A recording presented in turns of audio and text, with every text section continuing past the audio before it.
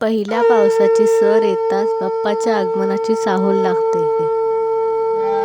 हे गजानना श्री गणराया